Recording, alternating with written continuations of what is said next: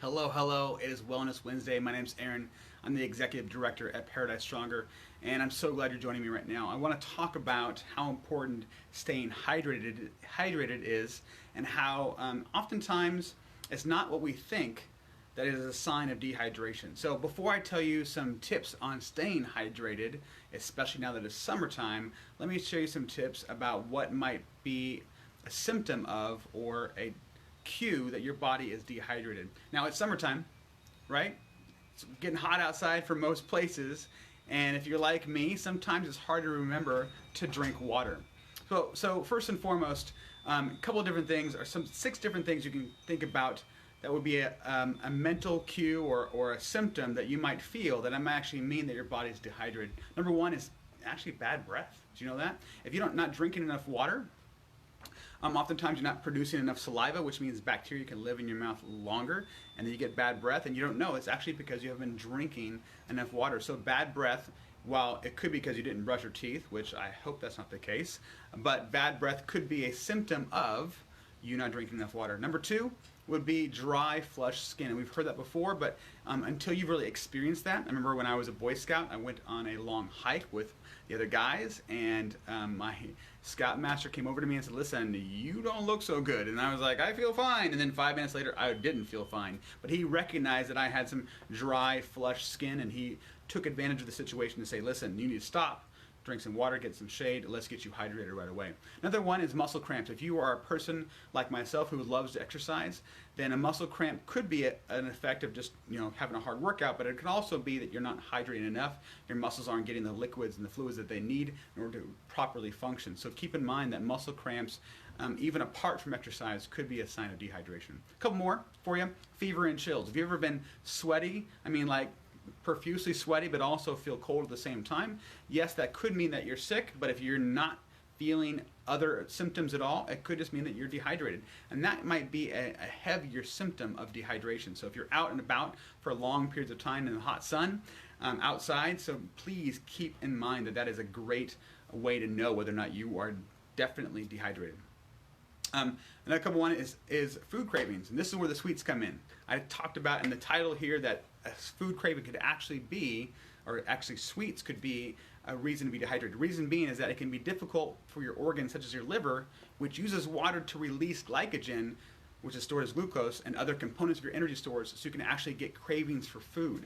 So if you're having cravings for food, which could be something sweet or something salty, it could be your body actually needs water to actually move your organs properly. So sometimes it's good if you're thinking, I could be bored, which is why I'm craving food, but I could also be dehydrated, which is a good way to test that theory, is to have something to drink first. Have a full glass of water, give it another 10-15 minutes, and that craving may go away because your body actually needed to be hydrated and not actually have a sweet or salty snack. Now, we can balance those two things. We can debate that all day long, but it's a great way to also keep your weight in check. If you're craving something sweet and you have some water instead, it might be a good way to even curb those sweets. And finally, headaches. People tell me all the time, "I've got a headache," and I'll ask them first and foremost, "Hey, are you drinking enough water?"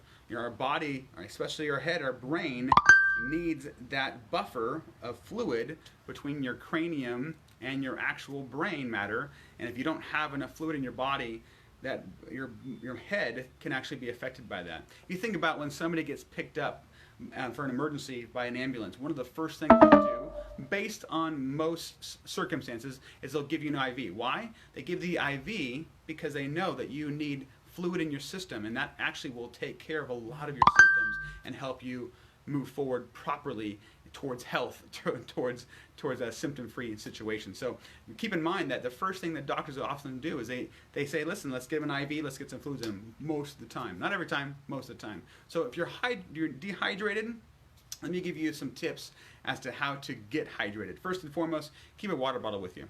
I have a cup that I carry with me most of the time, and I'm just refilling that cup as often as possible just to keep my body hydrated.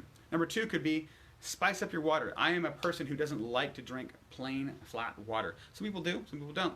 What I do is I grab the bubbly water, just clear, bubbly seltzer water, and I'll put that in with some ice, and then I'll put a splash of like cranberry juice in there, and just that splash of cranberry juice makes me crave my water a little bit more. So you can do that a lot of different ways. You can do different kinds of fruit flavors, but yeah, mostly water, 90% water, whether that's sparkly water or not, and then just throw some fruit juice in there. That'll help you drink more water. And then, you can also do, make sure that you drink during meals. I think I talked about a few weeks ago, one way to help curb your appetite is drink a full glass of water before you eat. That's great, but I also drink during my meal, between bites. It kind of slows down the process of eating, which again, helps curb my appetite. But yeah, if you drink a full glass of water before you start eating, it's going to fill your tummy up a little bit so you don't eat as much. So if you're trying to do some weight loss or watch your weight, it's a good way to do it. But also sip some water along the way. It's only going to keep you hydrated. And finally, eat more produce. Actually, if you look at the description above in this video, you'll see that I put 15 different foods or actually vegetables and fruits that will help you to actually get more hydration through that food. And so a couple obvious ones during summertime is, eat watermelon. It's got a lot of fluids in there, so it helps you keep you hydrated, but also cucumber and spinach and apples and lettuce and strawberries and grapes. They all have a lot of fluid in them, so when you're eating them, you're also giving your body some hydration. One mistake people make is they eat a lot of fruit, but they don't eat hardly any vegetables. I would say 1 to 2 pieces of fruit a day is safe, and then vegetables also are going to be a good balance to help you get plenty of hydration from your food as well. So yeah, keep a water bottle with you. Make sure you sip some water during your meals. Spice up your water by putting a little fruit juice in there, and then eat lots of produce. The produce is going to help keep your body hydrated. I hope this helps. If you're thinking, hey, I missed the part where sweets could actually be a sign of dehydration, go back. I talked about it at the very beginning and check that out. Have a great Wednesday, and I'll see you next week.